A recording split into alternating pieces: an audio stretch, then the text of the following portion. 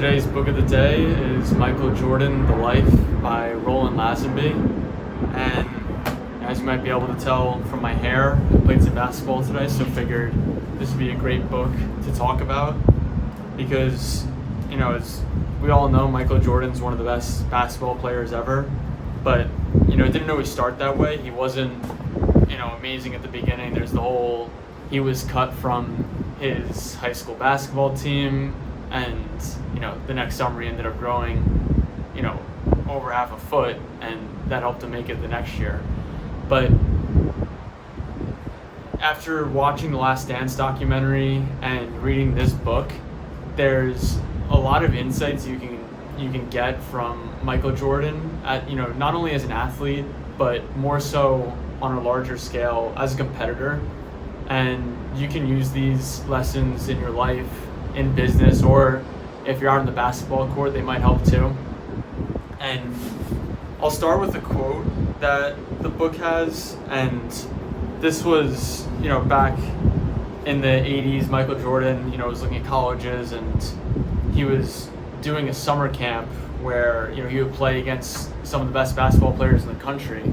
And Michael Jordan, said himself that when the first time he played with this group, he hadn't really been around players of their caliber before, and in his own mind, he probably didn't think that he was good enough that he could play with them because he'd been practicing on his own in a different environment. Yet when he showed up here, Michael said that he could sense immediately that he had something the others didn't, and he said, quote, "The more I played, the more confident I became." He remembered.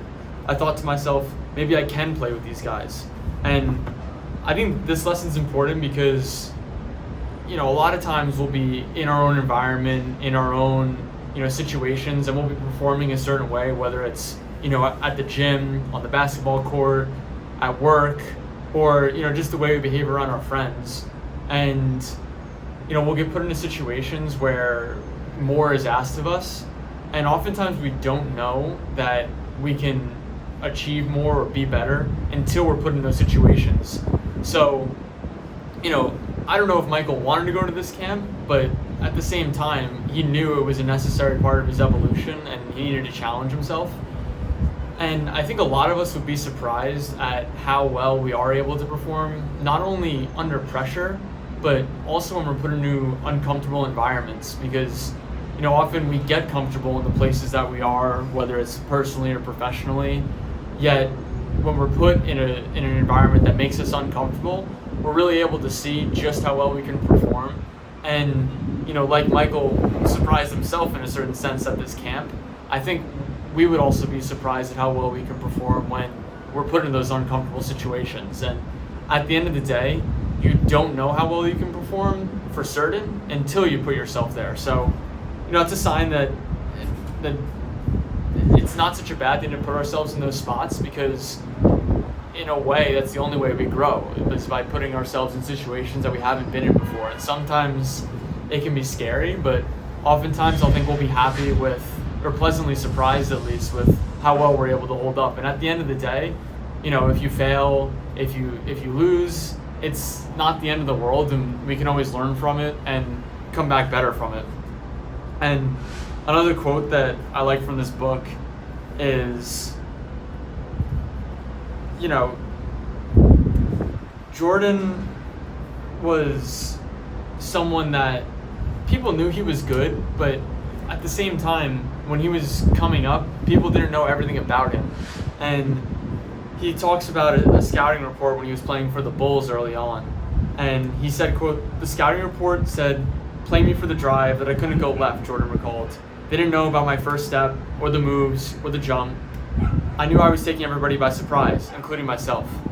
And this right here is a key lesson, because I think, oftentimes we have certain preconceptions about what other people think about us, and we can pretty much always use those to our advantage, because when you go into a new environment, or even an environment that you've been in, if you can take some new skill or some new insight into that environment, you're really able to stand out, because oftentimes we're put into a certain box of ways that people view us and people see us.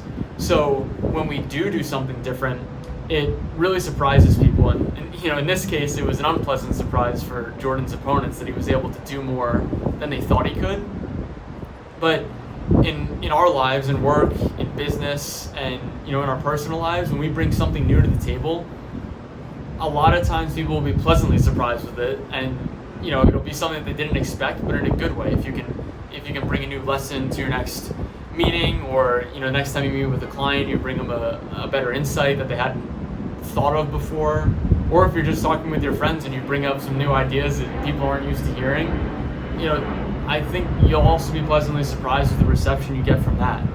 And there usually isn't a downside of letting people underestimate you, because if they are underestimating you, that only plays to your advantage, because you're going to have more information about yourself and what you're capable of than what other people have. So, if it's on a basketball court or a soccer field, or it's at work and people don't think you're capable of doing certain things, yet you do show up and bring things to people that they weren't expecting, it's going to reflect very well on you. And when you're competing against other people, that works great too. Whether it's another business that doesn't know you're capable of doing something, it's always typically better to fly under the radar in that regard, because you're able to lull your opponents or the people that you're competing against into complacency, and you can use that to your advantage, because when people get comfortable, you're able to blow them out of the water when you do things that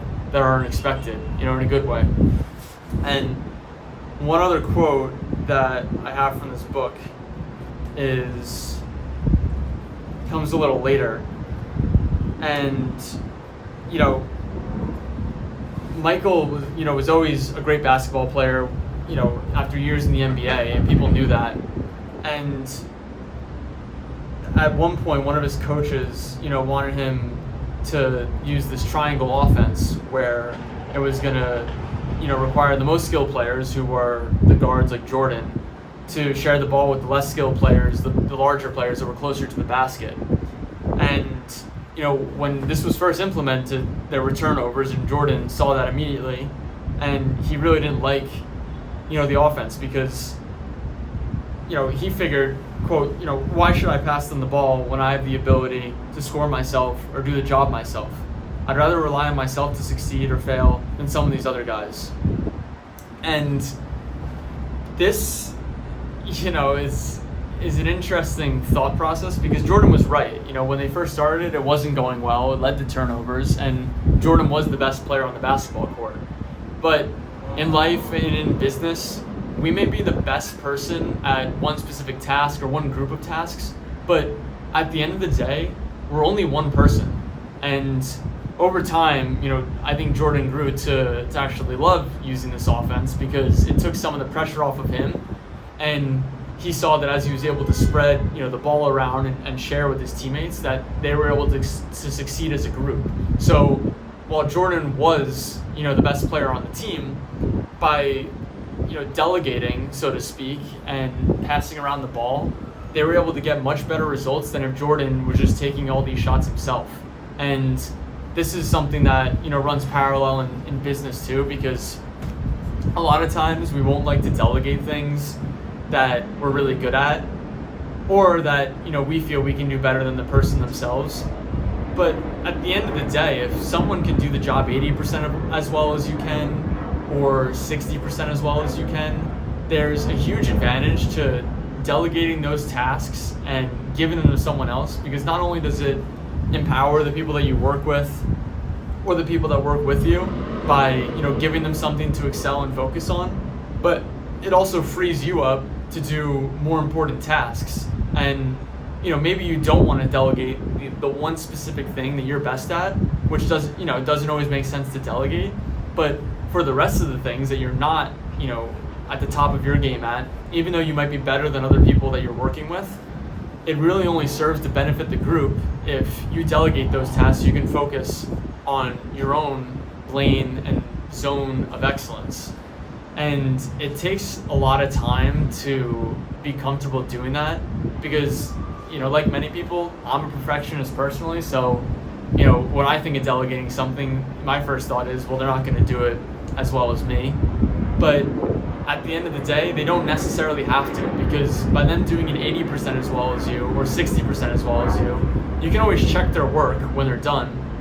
And plus, the time that you're able to free up to focus on the things that you're an expert at and you're the best in the world at is worth delegating those tasks to other people.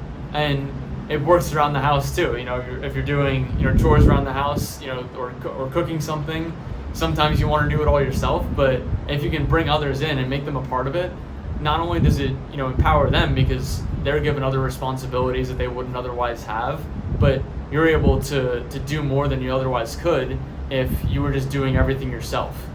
So a lot of lessons have come out of Jordan's career, and it's not just about basketball, because he also has a famous commercial that says he missed 9,000 shots. He was entrusted to take the game-winning shot dozens of times and missed, and that he's failed over and over and over again in his career and in life.